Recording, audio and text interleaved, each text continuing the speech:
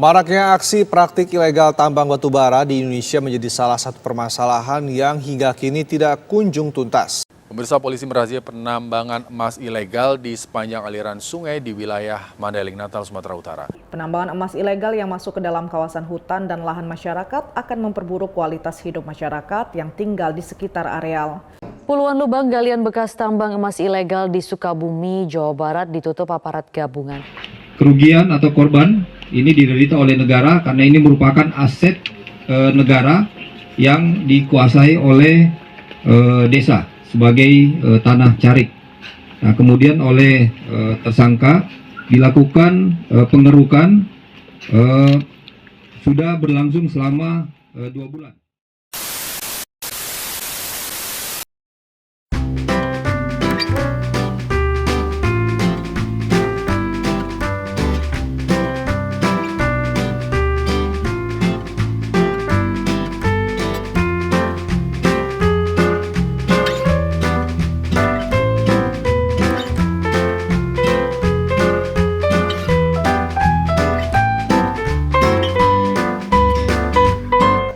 Halo guys, kita dari kelompok 9 kelas 38 dan sekarang kita lagi ada di ITB Jatinangor. Dan kali ini kita akan membahas mengenai tambang ilegal. Sebelum kita masuk ke topik kita akan perkenalan dulu ya. Let's go. Perkenalkan, nama saya Michael Mirio Sirait, NIM 166242249. Saya dari Fakultas Teknik Sipil dan Lingkungan. Halo, perkenalkan nama aku Anissa Hirlangsa Putri dengan NIM 166243887 dari Fakultas Teknik Sipil dan Lingkungan. Halo semuanya, kenalin nama aku Reza Rus Ramadan dengan NIM 1662421. Aku dari Fakultas Teknik Sipil dan Lingkungan. Halo semuanya, aku Izan Abis Praditya dan NIM aku 1662423. Aku dari Fakultas Teknik Sipil dan Lingkungan. Singkat saja, kita langsung ke materinya.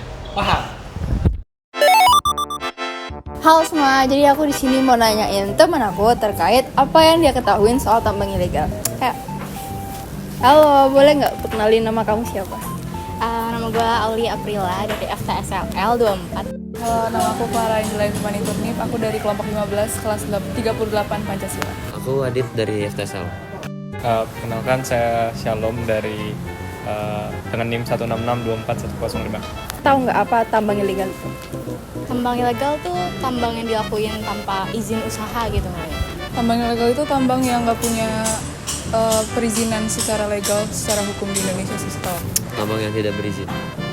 Mungkin tambang ilegal itu tambang yang nggak punya izin yang sesuai dengan hukum yang berlaku. Kalau menurut kamu tambang ilegal bakal ngasih dampak buruk ke lingkungan ya? Jelas sih bakal ngasih dampak buruk karena kan dia nggak ada AMDAL yang pas buat melakukan tambang ya. Menurut aku tambang ilegal ngasih dampak yang cukup buruk ya buat lingkungan. Yang pertama kan bisa kondisi airnya jadi lebih tercemar, terus struktur tanahnya jadi tidak beraturan lagi, terus lebih ngasih dampak buruk buat ke lingkungannya juga sih. Ya jelas karena mereka kan nggak ada AMDAL-nya juga. Pasti karena udah nggak sesuai dengan hukum, pasti berdampak bagi sosial maupun lingkungan sekitar tambang itu sendiri. Oke, makasih Salam.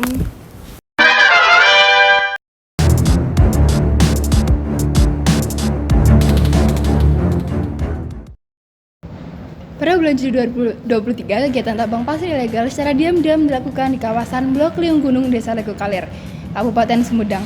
Menurut jajaran di Treskrim Polda Jabar, kegiatan tambang pasir dilakukan di area pemakaman seluas 16 hektar. Kegiatan tambang tersebut pada akhirnya terungkap setelah adanya aduan masyarakat adanya kegiatan tambang ilegal di lahan pemakaman keluarga.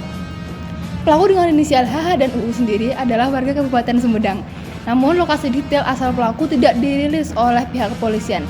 Pihak Kepala Desa Lego Kaler sudah diundang pihak kepolisian untuk memberi sejumlah keterangan. Namun yang bersangkutan tidak hadir pada pengecekan TKP. Benar adanya ditemukan kerangka manusia berupa tengkorak di area galian tersebut. Konsekuensi dari perilaku tersebut, pelaku tindak penggalian tambang ilegal dijerat dengan pasal 158 Undang-Undang Republik Indonesia Nomor 3 Tahun 2020 tentang perubahan atas Undang-Undang Nomor 4 Tahun 2009 tentang pertambangan mineral dan batu bara.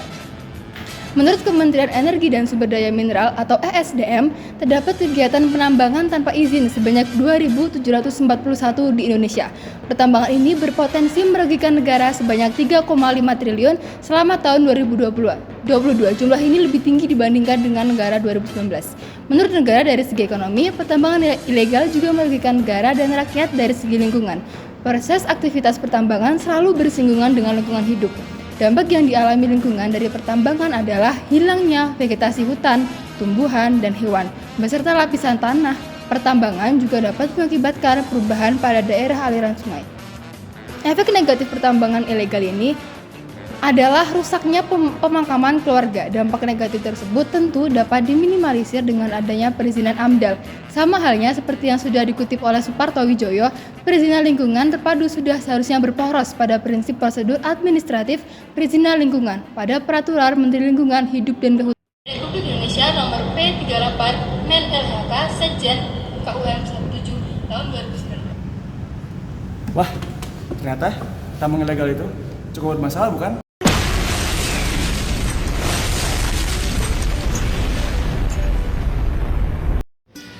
Selain bermasalah, tambang ilegal pun memiliki beberapa dampak negatif.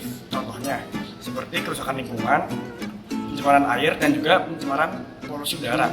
Nah, selain dari dampak terhadap lingkungan, tambang ilegal juga memiliki dampak finansial terhadap negara kita, Indonesia. Negara kita mengalami kerugian sebesar bertriliun-triliun akibat dari tambang ilegal yang terjadi di Indonesia.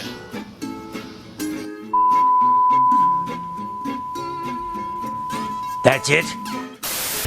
Oleh karena itu, kami dari kelompok 9 dari kelas 38 akan melakukan program penyuluhan bahaya tambang ilegal.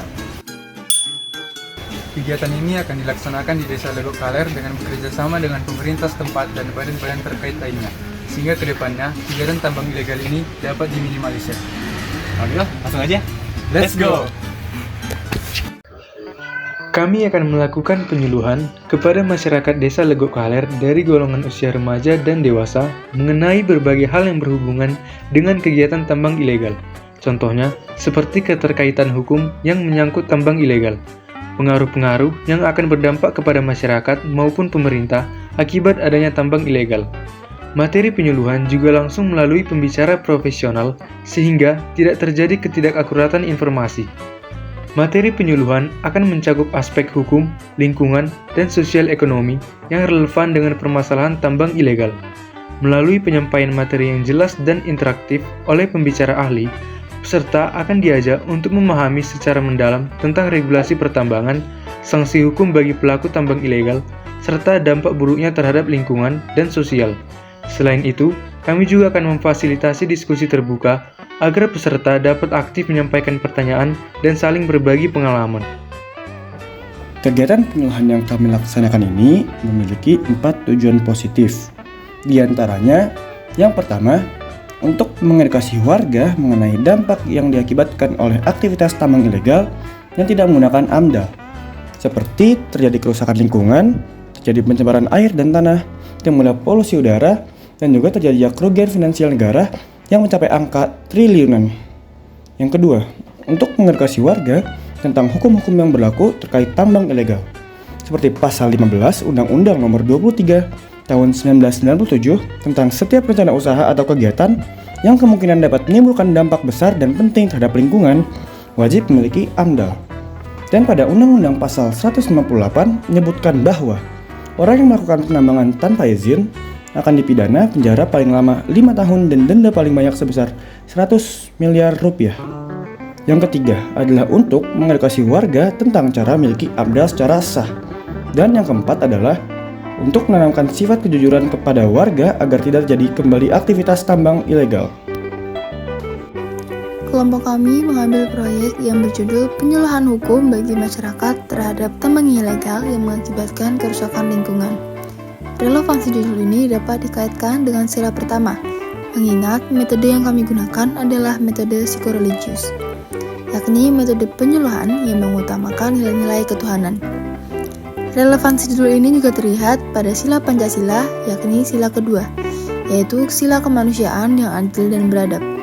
Kami berharap dengan adanya proyek ini Nilai-nilai kedua dapat terimplementasikan ke dalam lingkungan masyarakat. Seperti lambang sila Pancasila kedua, yakni rantai, masyarakat diharapkan dapat memerangi kegiatan tambang ilegal yang merugikan masyarakat secara bersama-sama. Kelompok kami juga berusaha mengimplementasikan nilai-nilai tapak liman yang sudah disampaikan sebelumnya. Adapun nilai yang secara spesifik kita implementasikan pada proyek ini adalah tanggap. Kelompok kami mengupayakan untuk menjadi mahasiswa yang tanggap. Terlebih lagi tanggap pada lingkungan sekitar kampus, yakni Institut Teknologi Bandung. Oleh karena itu, kami mengambil desa setempat di Kabupaten Sumedang sebagai target proyek kami. Banyak sekali informasi yang bisa kita dapatkan, bukan? Dari tambang ilegal yang tadi, kita bisa mengetahui dampak yang terjadi di lingkungan, di sosial ekonomi, dan juga hukum-hukum yang akan terjadi ketika kita melakukan tambang ilegal. Dan juga kita bisa mengetahui apa saja yang diperlukan dalam membentuk sebuah tambang. Sekian video persembahan dari kami. Dan mohon maaf bila kami melakukan banyak kesalahan. Saya Izan Hafiz Praditya dengan NIM 166241123. Saya Anissa Irlangsa Putri dengan NIM 1662438. Saya Reza Ramadan dengan NIM 166242201. Saya Michael Merius Sirait dengan NIM 166242449. Kami pamit undur diri. Dadah semua. Sampai Dadah. kembali.